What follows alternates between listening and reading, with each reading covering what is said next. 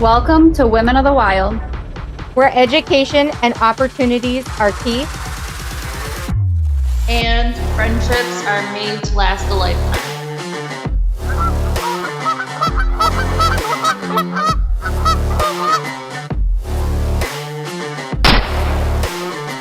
Did you get it? You think we got him? You think we got him? We got him. You said that yesterday. All right, Skylar, what do we got here? We got a nice looking red fox. Yeah.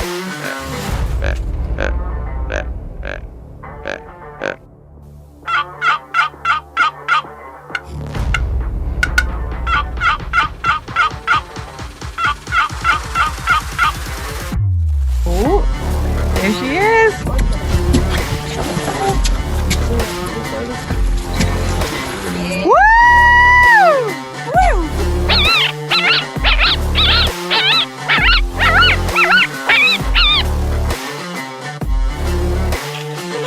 You dropped our gray ghost. Give me a hug.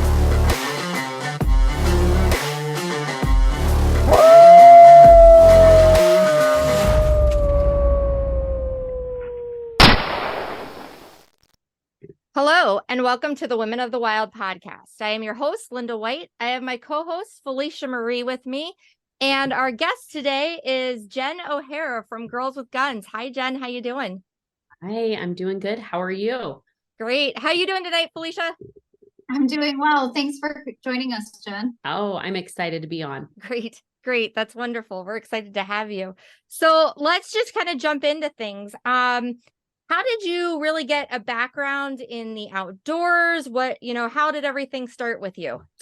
Well, really, I grew up on a very small ranch in Northern California. And I know a lot of people are like, oh my gosh, California. But we're about an hour from the Oregon border. And it was a 1,500 acre ranch. My dad raised me on.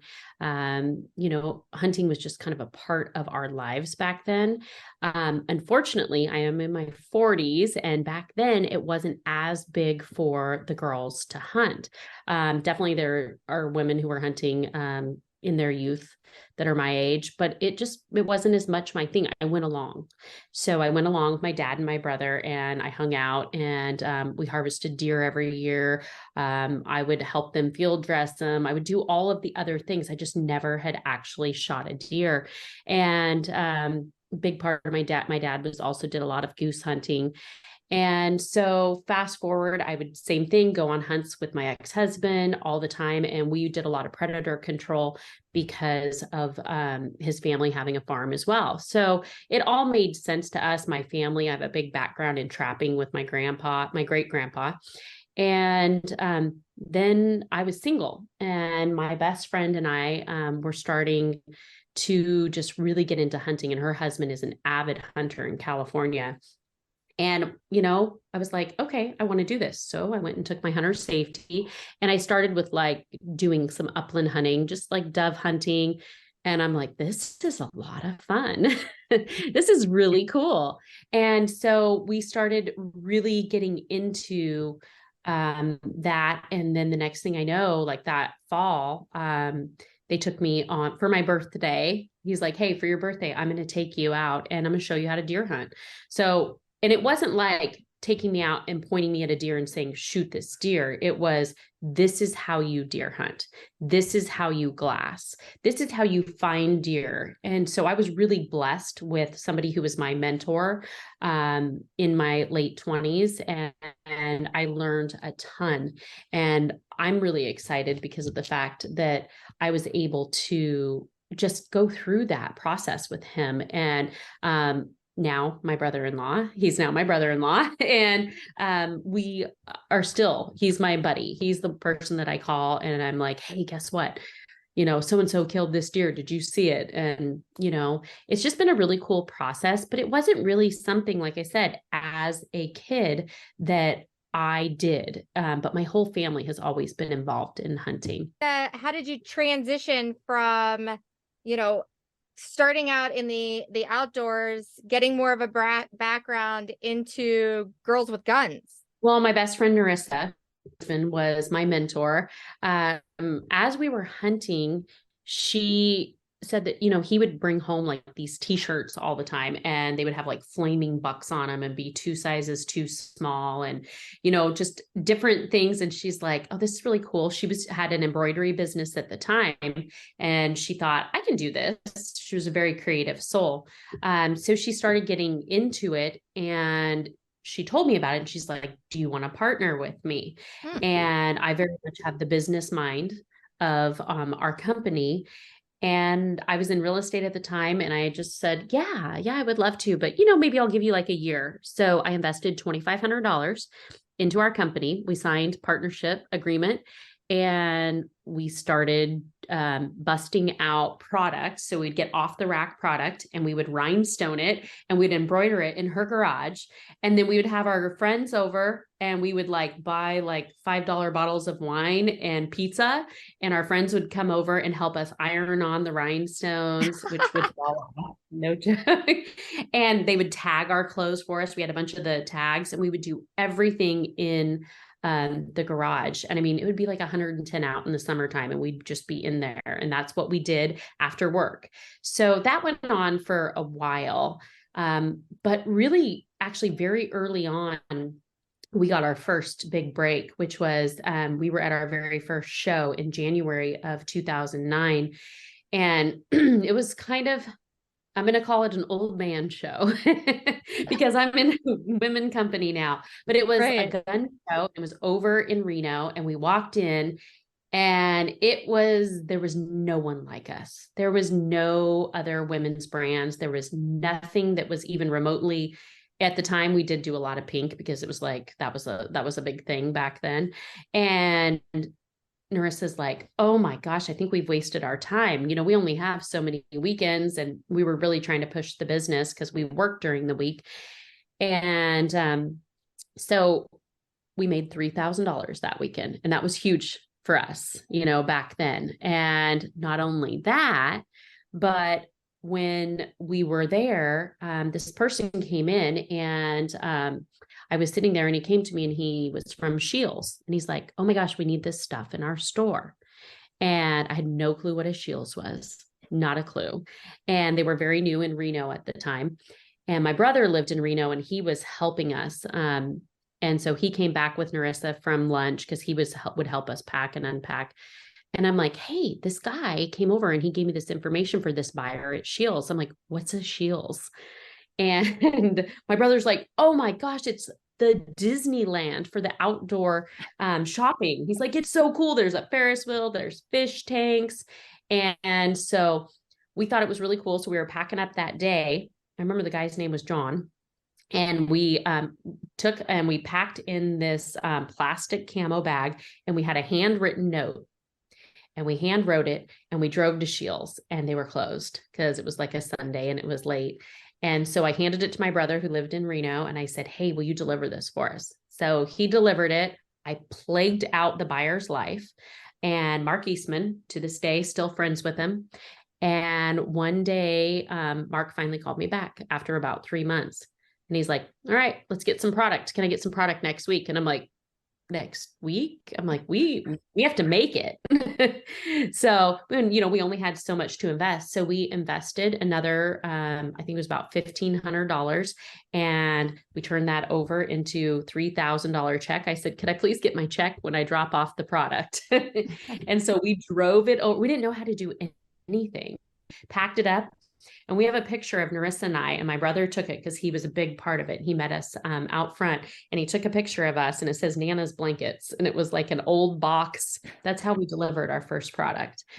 And he's all, I have to take a picture because you guys are going to be big one day. And so we still have that picture to this day. And we just went in, we delivered it. We have a picture with Mark with our first check. And the rest is kind of history. We just started really growing the company from there. Sportsman's came on about 6 months later. They taught us what UPCs were. I had no clue. I was like, what? Why do I need UPCs? And they're like, if you want to get in here, you need to figure this out. Became good friends with their buyer, Devin Sweeney, still friends with him to this day. And so it's kind of like been just the right people in our lives over this 15-year period that really blessed us. And it's been a really cool journey. And everybody kind of becomes family along the way. You make really good friendships, and through it, business is business, and, you have ups and downs, and we've learned a lot. We went from t-shirt company in our garage to now we are a women's outdoor apparel brand. So we do everything from hats and t-shirts, still, of course, sweatshirts. And then that's just like a portion of our business. We have a full rangewear setup. So we have a full concealed carry. It's our concealed casual line by Girls with Guns. So concealed casual is all of your gear that you're going to wear when you conceal carry.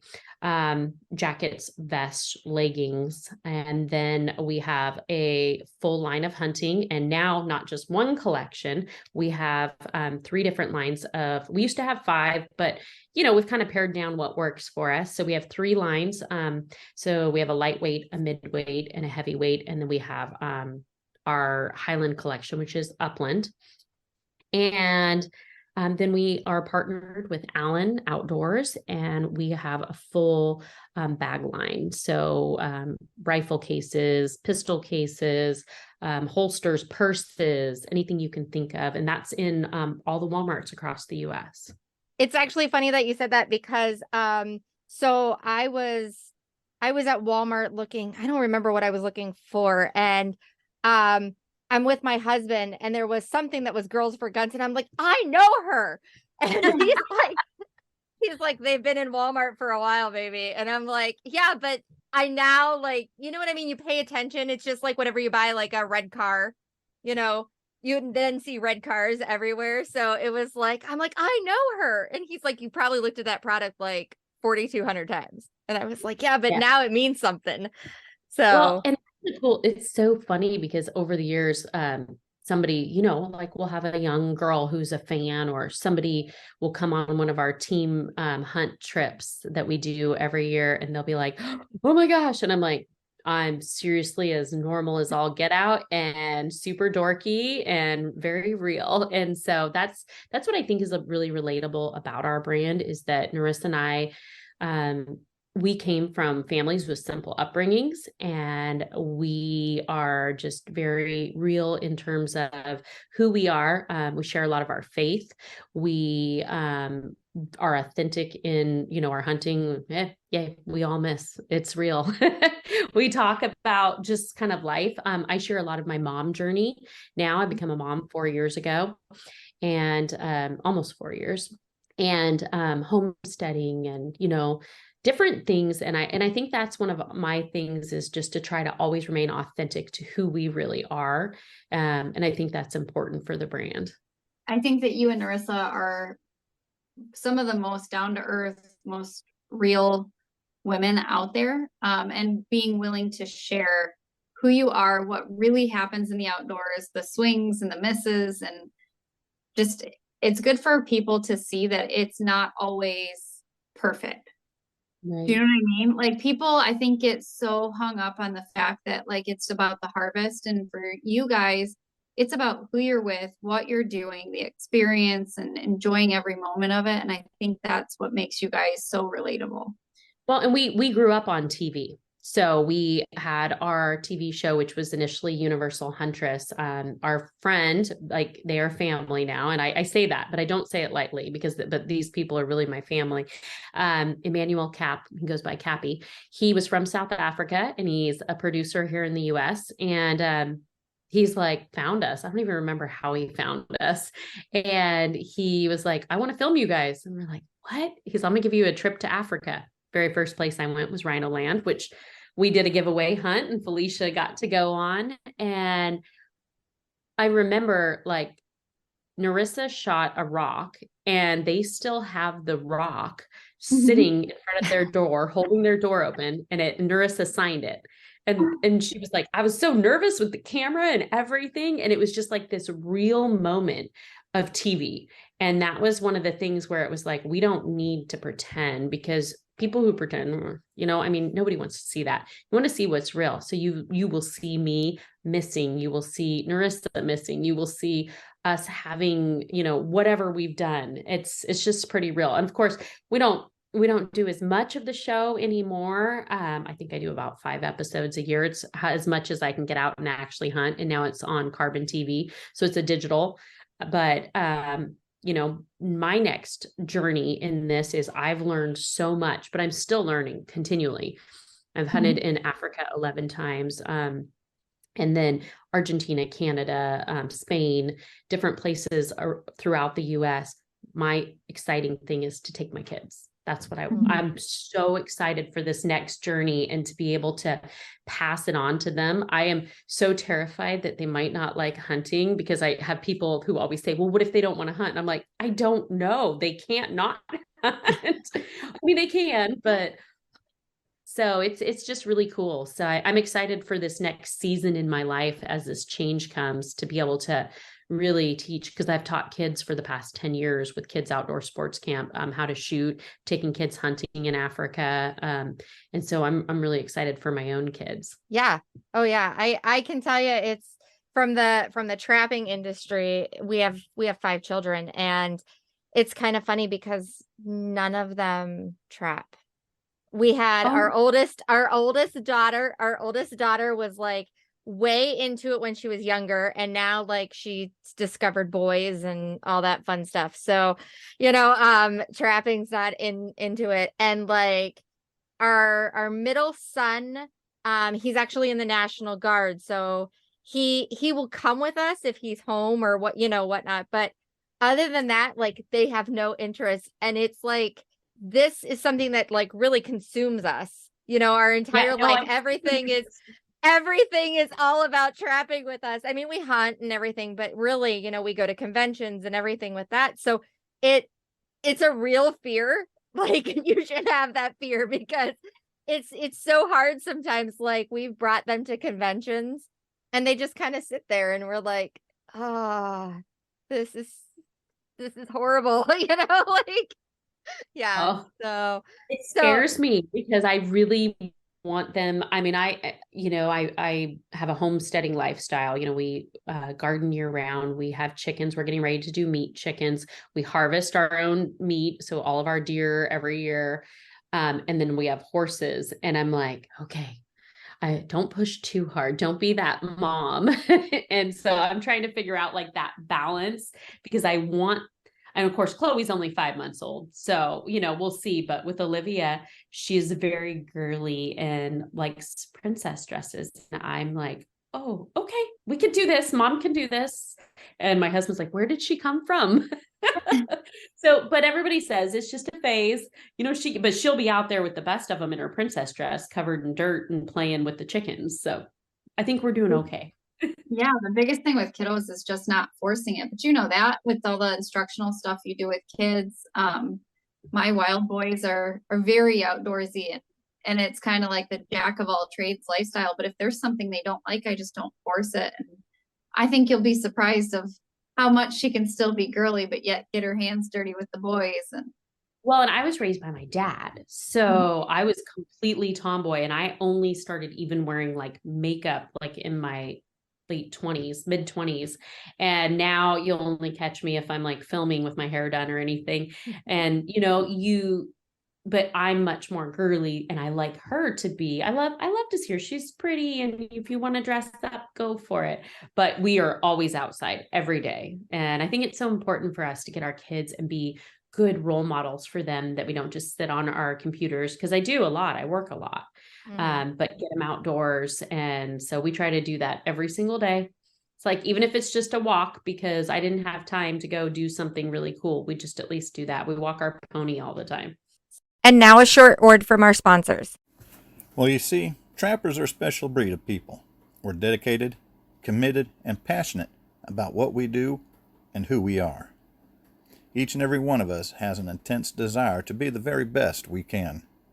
So in the world of skinny jeans, man buns, and pumpkin spice lattes, sometimes you just have to stop, push back, and tell the world That's not me.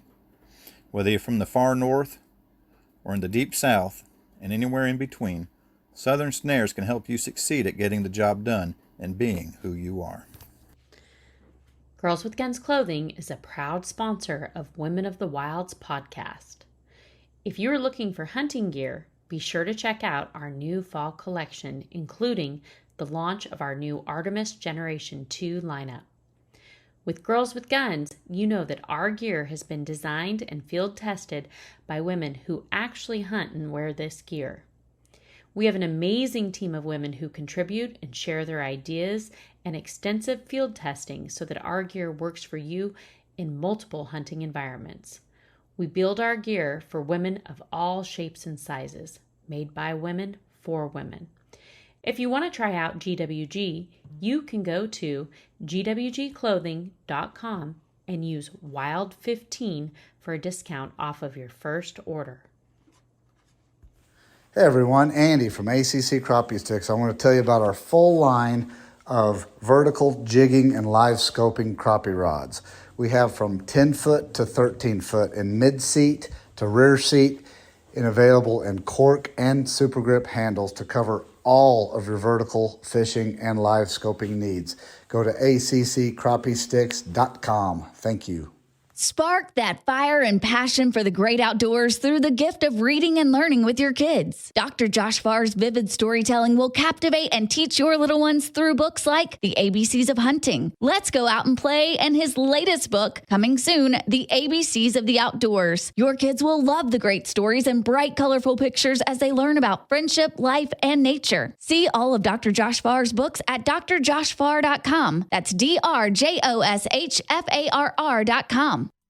We would also like you to check out Sawmill Creek Bait and Lures, RMC Custom Calls, Atlantic Coral Enterprise, Blast and Cast Guide Service, Epler Fur, Feather Moon Calls, Shangalaya Safaris, Shelly Emmer with Dirty Girl Guide Service, and Hunting Day Podcast.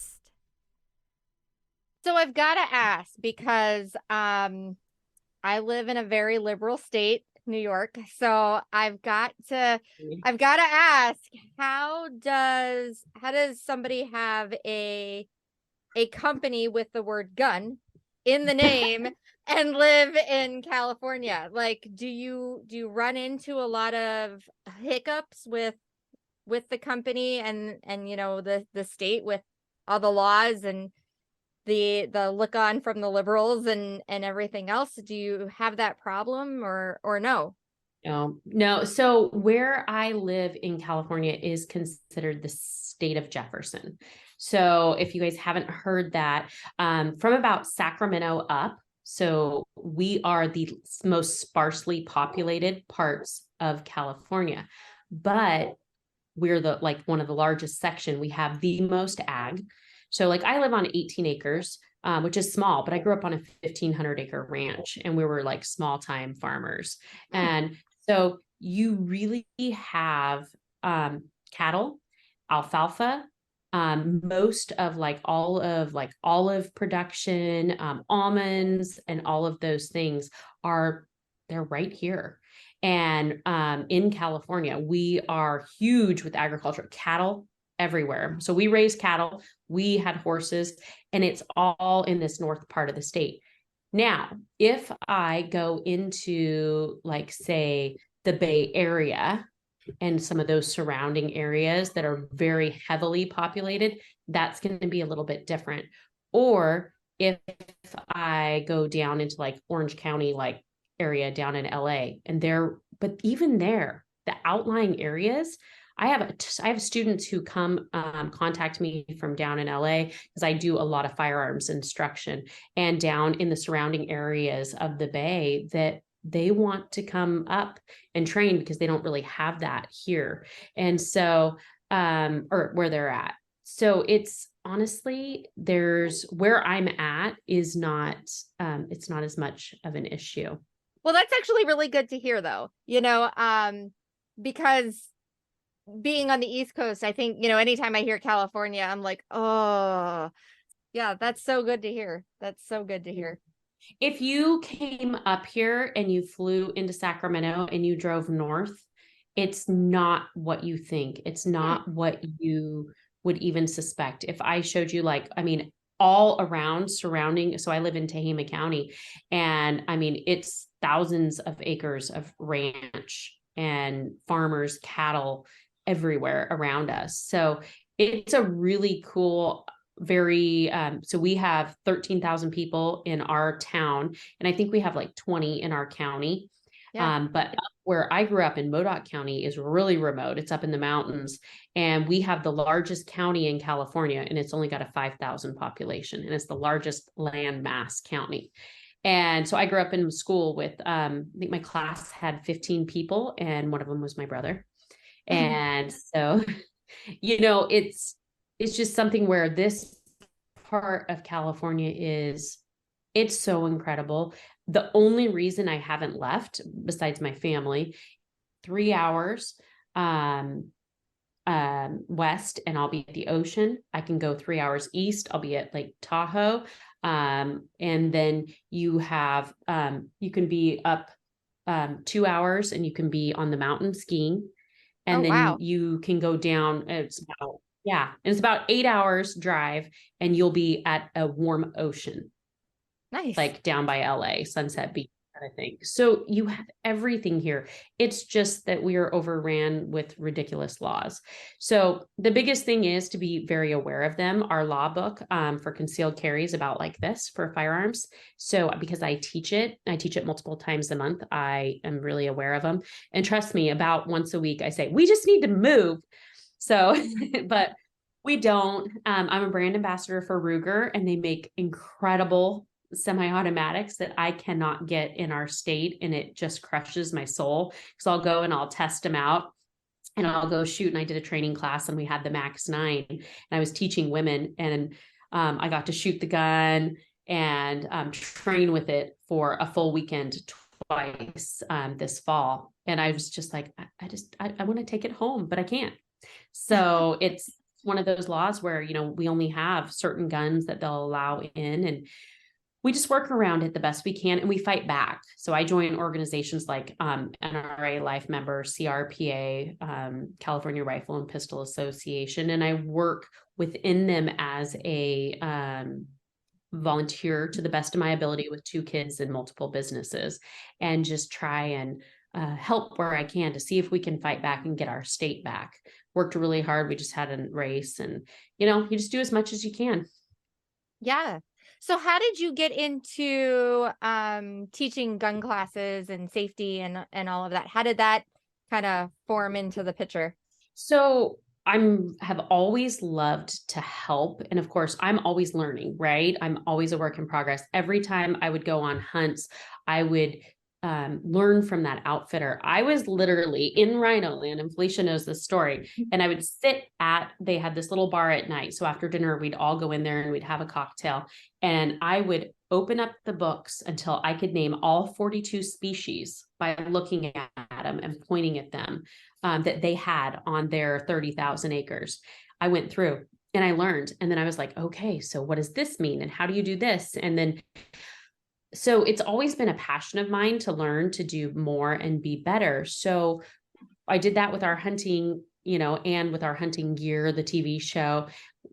And you're still evolving, and I'm still learning. But then we started wanting to build concealed carry wear and range wear.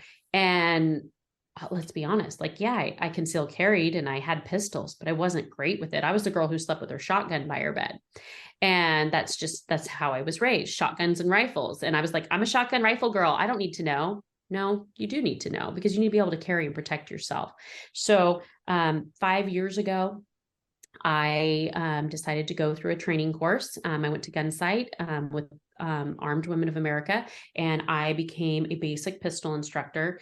I now am a multidisciplined instructor, also CCW, USCCA, and RSO, just all of the things. And I have my own small side business that happened during COVID, because everybody wanted to conceal carry. Everybody wanted to get gun training. And so many people, they think it's just go out, buy a gun, and you are okay. But most people are so intimidated by firearms that as soon as they start handling it, they start getting nervous, they start yanking their shots, all the things. And so it was a really cool opportunity for me to, I guess, do something on the side because I wasn't traveling anymore, and because of COVID had shut everything down. So I had kind of extra time. And of course, I don't know how to sit still. And so one of my really good friends, I became that trainer and did all that training just to help me with clothing. Well, he got a hold of me and he's like, hey, it's blowing up right now. Do you do some shooting in Tehama County? And so I had a friend's private land. So I started opening classes. My first class had 30 people in it. And I'm like, and it was a full weekend. It was like a handgun fundamental class. And then it was a CCW class. He taught the CCW because I didn't know anything about the laws. And trust me, it's crazy here. So I do now. So Northern Firearms Instruction is the company. And I am an independent contractor under it. And once I started, I thought, well, when it slows down, I'll just quit doing it. Well, I'm passionate about it. It's amazing how many women are completely uncomfortable. They have gone to, and not all men are like this, because I know some very good instructors that are male, but they've gone to a man who hands them a 40 or a 45 and just says, okay, shoot it. And I mean, they're teacupping, they don't know how to do their trigger press. There's so many things that come with the fundamentals of firearms, and nobody's taught them that. Nobody's taught them about eye dominance. I'm a cross dominant, and what that means to their shooting and what they can do to fix it. And so I just became very passionate about these women and being able to help them, because I have women who will show up, just let's say a private lesson. I had a girl recently, I just posted a picture, and she's like, I couldn't qualify. They let me shoot 3 times. And then they told me I had to go qualify with someone else. I've heard that you do really well. By the time that she, left after 2 hours, she had shot the center out of her target like this. And I was like, there was nothing wrong with you. Nobody had taught you those skills. And it's really simple. And it's just walking through those skills, teaching them, and then them applying them at home with dry fire. And so it's become a passion of mine. And I love seeing the progress. Started with kids, and I still teach kids. I still help with the nonprofit Kids Outdoor Sports Camp. And then I would love to do more. That's how I became involved with Women of the Wild. Felicia actually was one of our entries into our giveaway, and she won it. And her and I started talking, and I just had a baby. So I was like all over the place, and we started talking, and I'm like, wait, what is your company? And I'm like, oh, I follow that on Facebook, but I didn't know anything about it because I'm too busy. And so we spent probably an hour and a half on the phone. And it was just such a cool, I'm like, this is such a cool organization. I want to know more. How do I help? How do I help you guys? Because getting women involved and teaching them those skills it's just so rewarding. And I just think that, it's something that we need to pass on because so many women don't have the opportunity. Absolutely. I remember that conversation, and it was hectic on both of our ends. Our kids were all over the place, and you kept apologizing. I'm like, no, I get it. You're like, oh, thank goodness. But I remember us talking about it, that like faith has a way of finding you, and everything happens for a reason. And it's like working with you has been a blessing, winning that giveaway through you guys and going to Africa through Girls with Guns. And you guys have your own mountain there, GWG Mountain in South Africa, like learning so much more. And I've been wearing GWG for years. I mean, I was wearing it before you were a camo line. So just having that support behind you guys, and how much you guys go above and beyond for women, more than even just apparel, the firearms training, the hunting. I know you guys with GWG, you guys do little outings for girls and things like that. So just that support process to women and providing those opportunities, it really aligns with what we do here in Women of the Wild. And it's an absolute blessing to have that support from other women with that same goal and passion. Yeah. And honestly, you guys are providing opportunities, and, we try to do, obviously we make clothing, but my little side stuff all is helping with kids and with women also. So it's not just what we do, but, you know, providing tips, helping women to know, you know, whether it's an educational mailer. One of our number one goals is education, which, let's be honest, I was pregnant and had a baby, so it hasn't been as great this year, but it'll come back. But just, you know, people don't know who to ask. I constantly hear somebody emails support, and it comes to me, like not me initially, but my employee will send it to me and she'll be like, hey, you know, Jen, you're the person. So I will answer that person directly. Hey, this is what you should do with hunting, or, oh, okay, you have questions about your gear. All right. So where are you hunting? Okay. Yeah, I think that gear would work for you. Or no, really, you should try this. And this is why. Sometimes I'll be like, can you just give me your cell phone number? And I'll call them. They're like, are you really calling me? And I'm like, yes, because I want our gear to work. And you know what? We don't know it all. We're still learning. So we're constantly evolving with our gear, which is why we have a team of 36 women who are on our team, and they are awesome. So they give me feedback throughout the year. And of course, it takes almost 2 full years to implement any change. So if somebody tells me something right now, today, it will not implement until 2024. So unless we've already, because we're designing 2024, or sometimes, you know, it might be 4 years because some of our lines will sit as they are, you know, because we can't make those changes yet because this line is ordered by a store. So it's cool. It's really cool that we have that opportunity and we're able to do those changes as often as we can. And we listen to our customers. Do you want to talk about the new Artemis line that's now out? Yes, I'm so excited about it. We have been working really hard to just kind of implement some small changes. I really feel like when we first came out in 2013 with our hunting line, everybody was like, oh my gosh, it's so great. But there were so many tweaks and changes. And what we ended up doing was hunting all over the world in different conditions. And we found different things that we needed. Now, I don't think that any one set of hunting gear is ever going to be the set that's going to be forever, right? You can't hunt in it all the time. But I will say that I feel like with Artemis, it goes a long ways. So you have our lightweight version of our pant, which is our Aorki. And one of the things I can say is that the pants fit phenomenally. I used to wear little boys Walmart, and then I wore a brand that was actually I wore Under Armour before we ever had a hunting brand. And I just remember always feeling like it wasn't made for me. It didn't hug my body. I'm not saying that I need skin tight clothes, but I want it to move with me. So throughout the years with those changes, some of the things that we did was adding on length. So we have an adjustable inseam that's been there since 2013. And our adjustable inseam will go all the way up to my height, which is my legs are 27 inches, and all the way out to a 35-inch inseam. So we have women who are 5'11", 6 foot tall who can wear our pants. And that's all of our pants straight across the board. Adjustable waistband, again, since 2013, been doing that.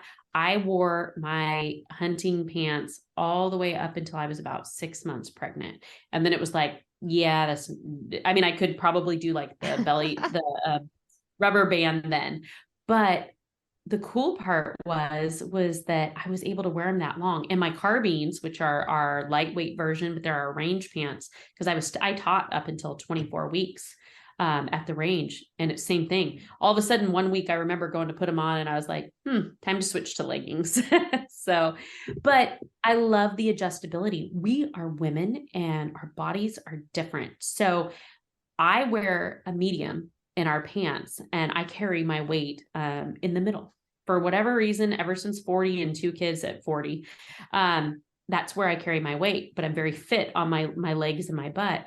Well, Narissa has a thin waist, a little bit of a booty, and then her legs, she wears a medium, but they don't fit her the way they fit me. So having the adjustments and being able to have the stretch in the material that we have, then I have one of our models who also wears a medium, and completely different shape than both of us with a really teeny waist.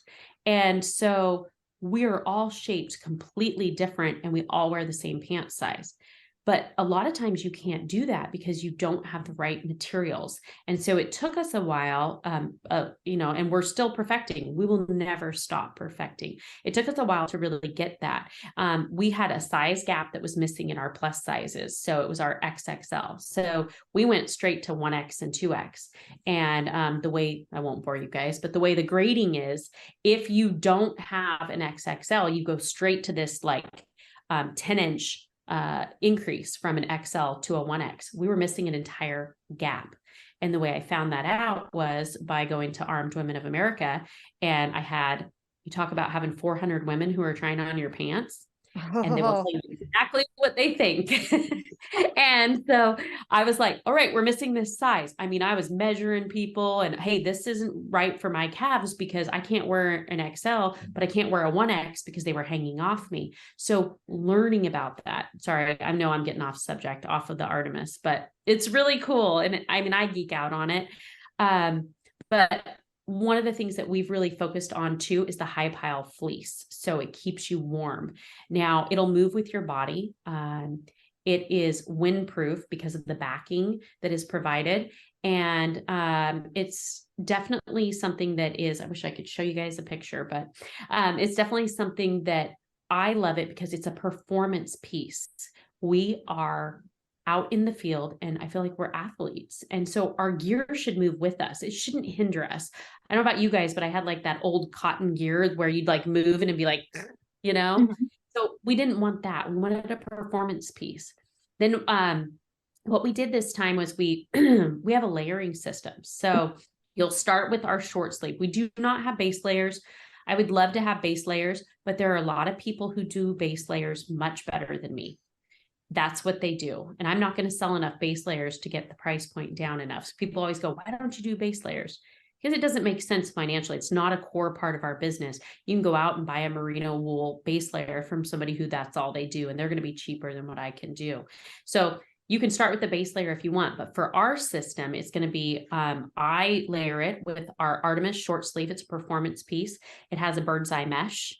So it is moisture wicking, it is antimicrobial. And what you do is that's going to be your lightweight piece that's going to be next to skin if you're like mid-season hunting.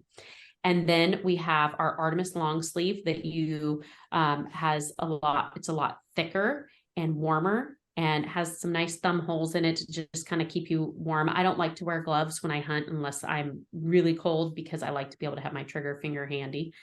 And it has the net gaiter that's built in, so you can bring it up and keep yourself warm.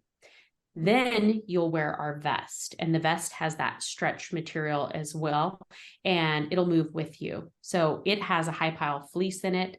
And again, like it has all the pockets and all the right things, and it looks good on. The thing I like about our gear is that you don't just wear it to hunt. I mean, I have 2 sets because I'm really weird about the smells, but I wear my vest all the time and I wear my jacket all the time out. Just I'm heading to town, I throw on a camo jacket. It's fashionable. It looks good. And we did color blocking too because they don't see the color. So we thought it would be really cool just to have the color blocking in it, and it looks nice. Then you're going to have your jacket, which it has the underarm ventilation, it stretches, it moves with you. So here's your layering piece for the top of your body. And then you can just take these pieces off.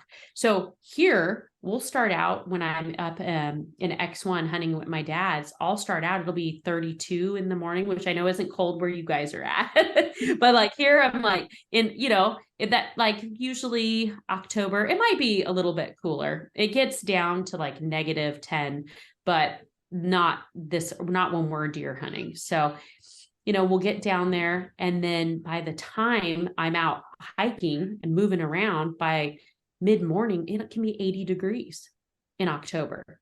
So I've stripped all the way down to my short sleeve. So it's definitely a spot and stock gear. Now on the bottom, we have the Artemis, which has the fleece layer, windproof, and it still has that stretch. Or we have the Aorki, which is the lightweight version, which doesn't have the fleece behind it. So you really have both options. They all have the same features, and the adjustable waistband, the inseams, and all of that. Ponytail beanie to pop it off. And then we have our other gear, which is heavier, which has been around for a little bit. Yeah, your guys' gear, especially this newer line. So I know, like I have some of it, and that fleece lining to it is the softest I've ever felt on any gear. I remember calling you the day I got it, and I was completely mind blown. But even just the fabric, the feel, it's quiet. It's very, very nice to see how much thought and effort is put into a woman's body, the shape of it, and the movement in the field. And like you said, it's not about it being skin tight. It's about it being comfortable on you, not baggy. As a bow hunter, nothing crazy than a loose sleeve when I'm trying to shoot my bow. And you guys have really nailed that on the head with this gear. Yeah. And that's the thing. It doesn't matter who you are. As women, I feel like we still want to look good. I mean, I don't go out and go, oh, I'm going to pick the ugliest pants I can find. So it's like, when I say that, it's just, I want it to look good on me. I felt like clothes were like this straight leg that would just hang on me. And I'm 5 foot tall. So you give me a straight leg and I look like I'm about this wide. So it was really, that's what we really wanted, was it just to look good, but perform also. So I think both features, it's important. It's important to me, at least. But we actually do go out and field test it. And I will tell you, the Artemis pants, I can't wear them. I'm sweaty. I'm like, oh my gosh, they're so warm. Narissa says they're like a pajama pant. She only wears those. But I'm an Aorki girl all the way, which is our lightweight version, but it's just because I'm always warm. So we, kind of try to make it for every temperature. So, and then if you want a solid version that goes with our color blocking, then you order the carbine pant. So it's really just trying to make it, you can't fill all gaps. We do try really hard. We try to be the brand that women can come to that is t-shirts, hats, hoodies, rangewear, concealed carry, hunting, and multiple different types of hunting. But we're not going to, everybody's not going to be like, oh my gosh, this is the best. But for us and our purposes and the types of hunting we've done our best. And I really am proud of what Narissa and I have done and how we've built this from a garage to where it's at. And we just want to continue to grow it and just kind of try and figure out what's next. Yeah, and you guys, I know that you were talking about some of the gear. You guys have like your downpour gear for the rain, and then you also have your summit set. That I think it's one of those things that a lot of girls don't understand that are out there, and those like thicker layers for those really cold temps. You guys have those as well. That summit bib set is pretty neat, and especially with the cold weather coming up. Do you want to talk about that a little bit? Yeah, so our summit gears actually just launched in Canada, and it is a really great gear. And basically what ended up happening was I was sitting in a deer stand. So I'm a spot and stock girl, mule deer, blacktail. I did a lot of hunting over in Africa. So I went out to Kansas with one of my friends, and she was like, she's an outfitter, and she was diehard, loved our gear. And she's like, yeah, I don't wear your gear late season, so don't be offended. And I'm like, oh, I won't be offended. I'm like, but why don't you wear it? We had a puff jacket at the time, the Kalima. And she's like, oh, it's not warm enough. And I'm like, I'll be fine. -6 degrees, walked in, we hiked in, I'm sweating. And we get into the blind, and I'm not a whitetail hunter, right? So this was my first, kind of going in on a whitetail hunt. And within 15 minutes, I'm shivering. And I'm like, I am the warmest blooded girl that I know. And she's like, don't worry. She's like, I got a heater, but it didn't matter. I was so cold. It was awful. And I'm like, oh, that's it. I'm like, tell me what you need. Talk to me. So we sat there in that deer blind and we built the summit line. And I went out to pee And here I have like 3 layers on the next day because I'm like, give me something else because I'm freezing. And you know what? I mean, I can admit that. It's like, hey, we didn't know, because if I haven't hunted it, I'm not just going to make it up. So we went out, I go to pee, and it was like trying to get off all these clothes. My butt is freezing. And so we did the built-in flap. And so that flap was just, I mean, it was like kind of a funny and a joke for a couple years, but I think, and I know a lot of people do it now, but it was just one of those things you hadn't really seen up to this point. And I'm trying to think. Oh, then the jacket, same thing. It was like, so everybody was like, we need lots of pockets and we need this. But the biggest thing was getting it to the right temperature. So like getting a lot of thinsulate and really building it to keep your core warm. We have a beanie that goes with it, and we had gloves, but they are sold out right now. And just launching it in Canada has been really good, because here in California, you don't really need that gear because you don't sit. If you're spot and stock, so you're walking or you're in a truck. I mean, when you're glassing, you'll sit there for a little while, but it's not the same as sitting for 8 hours a day in a blind. So it's definitely, I learned, but the opportunities that we've had traveling around and hunting, that's what helps build the line. Doing a lot of upland hunting throughout the US, did a little bit in South Africa. So you learn, and it doesn't mean it's always perfect, but I'm like, okay, so next time we'll do it this way. And you just continue to evolve it. I think that's great that you're able to admit what you were missing. And then, because there's always those people out there who are like, oh no, I know it all. And I love that you say that you don't, like I know that I'm missing this, but I love the fact that you're like, okay, I missed the ball on this, but now how do I fix that? How do I correct that? How do I make sure that what we're providing is absolutely the best thing for our customers? And I think that's huge, and I love the fact that like you, especially whenever you were saying about the size, you were missing that size, like this may not be something that I think about because I don't fit in that size, but we need to make sure that every woman here feels absolutely comfortable, no matter what size you are, what shape you are. I love that. I think that is fantastic. And I love hearing that from a company owner that truly not is just passionate about, hunting and whatnot, but truly providing the best service for their customers. And you can tell in your voice that, and I love that, because I can really tell that, if you missed it, you care that you missed it. Yeah. Like that means something to you. And that's fantastic. That's fantastic to know that the company owner actually gives a crap, Well, and we do. And, here's the thing, we are still a small business. And so I can say, like with that base layer, I wanted to do base layers, but we have a certain amount of dollars to invest every year based on return and what sells. And most customers, they don't see that or think that way, of course. And so for us, it's like, let's do what makes sense. And what we're really at is our midweight gear.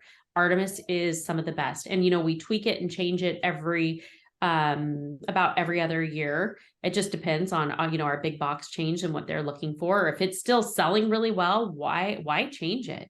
I mean, it was really hard for us to move away and make changes, but I wanted to change up our camo and do a new camo and make a few changes to the pants and the jacket. And you will, honestly, if I'm being really honest, you'll see people and it'll be like, that looks identical to our jacket that we have had for 5 years. And they say it's the best form of flattery, but I see it a lot with our original Artemis jacket, which is why we did change it this year. And, it's one of those things where it happens in every single industry that you see. And so there's things where we're just like, okay, we're here, we're small, and we're just still rocking it out. And I shouldn't say we're not small like we used to be. I mean, we're in tons of 55 Sportsman's Warehouse, all the Shields, Rural King, but we're not this huge, big business. Women is like 5% of the outdoor apparel industry. It's 5% for hunting. And so of that 5%, imagine how many different brands that we have within that space. And that's why we've really just focused on just being a women's brand, but I want to be the one-stop shop. I want them to get everything that they need here from us. It's important. And that's why I go out and train and I try to become who that is. And it became so important to me. And then I found another passion because I need another passion, like I need another hole in my head. But it's training women and people with concealed carry, because defending yourself is so important. But the gear that goes with it, that's really part of it.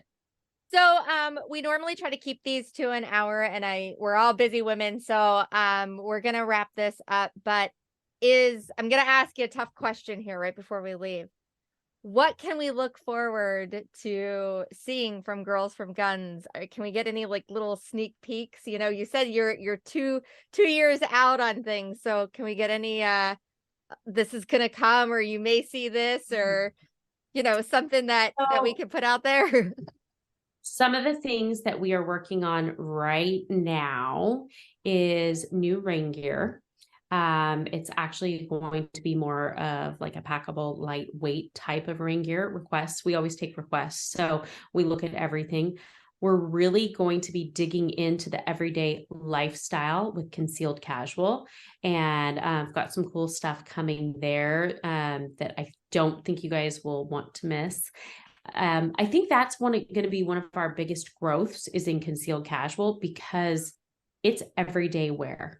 And we have tried all of the different hunting, and I really feel we do really well with our upland. Well, I get a ton of requests for waterfowl, but I'll tell you what, it's a tough space to be in. So we probably won't go in that direction quite yet, even though I love it. I know I'm going to be picking Linda's brain soon because I want to know more about trapping. I'm coming out to see you. I don't know when, but we're doing this. So I told Linda, see if I can find it. My great grandfather was a government trapper, and he wrote this book. So it's fur harvesting and predator control. And my grandpa has his trap that hangs above his wall that was above his mantle. And it was like, I can't even remember the number, but how many coyotes he trapped. And so I've always had this little thing in the back of my mind that I want to learn how to trap, but I need time before I can get into one more thing. So who knows, maybe we'll help you guys with something with that. So I know that's a passion of yours, Linda. Yeah. So we just love doing anything. And I love requests. I love when women write us and say, hey, I would love to see this. And I think that's how we really grow, is by doing the next thing and listening to our customers. We can't take every single request. Like I said, base layers are highly requested. I'm never going to do them. I'd love to, but I just can't. And so, but we listen, and feedback is always huge. Well, remember that you said that, because I have had a ton of ideas that I have always wanted for women in trapping. So you may get this email where it's like, if you printed it 42 pages long of request, Perfect. Hey, I need this and I need that, and I need it to be like this. And you may have this, like I said, 42 page long email of like, oh, I did ask. So cool. It's so fun. And that's why I love our team members, because we get feedback from them. And I literally tell them, tell me, I want to know. And there's things where I'll put on something and it went to the factory and it didn't come back exactly like our prototype. And I'm highly disappointed. And then the next person, I'll be like, well, I didn't like it because I'm probably one of the hardest on our stuff. And they're like, I didn't even notice that. Like, it's not a big deal. So everybody's going to think differently, but I think that's where we hit growth, right? By just learning and getting out there and listening to other people. Yeah, no, I agree. I am And I love what you guys are doing. I'm so excited about everything with you guys. Well, thank you. having a group of women that all share the same passion, it's super easy to support each other and bond together, building that sisterhood and having that support. We talk about that all the time, is when you find a group of women that all have that same mission, it's almost like you bond like your sisters. And that's what this industry needs, is women who support other women and not be in competition. I know we've had that conversation when we were talking about camo lines, and you're like, I know that mine doesn't work for everything, but when you do wear it, it's going to work. And that, me being a waterfowl hunter, you were like, we used to have waterfowl, probably won't go down that avenue again. And like, I get it, because there's certain things, but when you find your niche and you provide the best you can in that avenue, that's the important piece, that you're not shorting it somewhere else just so you're producing mass products across the board to reach everything. It's okay to say, like, this works for this, and it's okay if it doesn't work for this. That, like with the base layers, these people have the ability to produce base layers at high quality, but we're producing your lightweight, your midweight, and your heavyweight, and your rain gear, and all of these other things. And it's okay sometimes to like let that support happen in other areas that are able to focus on that demand of something and make it right, because it is. I mean, like I said, wearing the gear, how you were saying with the layers, I've never really thought of doing that. Typically, like, you wake up here in the morning, it's cold all day. Well, going to Africa, you warned me, and I had shorts, I had pants, I had, the thicker Artemis pants on, jackets, vests, like, and you just start stripping layers, and I have never had to hunt like that. So you are really honest about how to do things. That education and sharing your knowledge with other people is something I really admire too, is just making sure that these girls are comfortable and that you're providing your best ability to make sure that they're comfortable in the field. Yeah. And that's all we can do, is just like help and support each other. And it's great for me too, because I love it. And it makes me feel good to be a part of building women. And, I've been with women who shot their first deer, kids who've shot their first deer. I mean, just lots of really cool things. And I just want to continue doing that. Taking a couple people to Africa for the first time. I wish I could have gone with you, but I had a 6-week-old, so I wasn't able to. Time. Yep, absolutely. Well, thank you for having me. Yeah. I was going to say, I think we're going to cut it off there unless you have anything else you want to add real quick. I appreciate you being on and taking the time. And I would also like to say, Girls for Guns has sponsored Women of the Wild through the podcast, through the cookbooks, the calendar, and we really appreciate all the support that you have given us. Well, thank you. I appreciate you ladies too. And it's been great chatting with you. Yep. Have a great night, Jen. Thank you so much. Thanks, Linda. Thanks, Jen. And that concludes this episode of Women of the Wild podcast. We hope you enjoyed this episode. And if you have any questions or would like to check out our website, it is www.womenofthewild.net. We post different events and everything that we've got going on. We would really like to also thank our sponsors, ACC Crappie Sticks, Girls with Guns, Southern Snare, Sawmill Creek Baits and Lures, RMC Custom Calls, Atlantic Coral Enterprise, Blast and Cast Guide Service, Epler Fur, Feather Moon Calls, Shangri-La Safari, Dr. Josh Farr Children's Books, and Shelly Emmer with Dirty Girl Guide Service. Thank you all, and hope that you tune in 2 weeks for our next episode.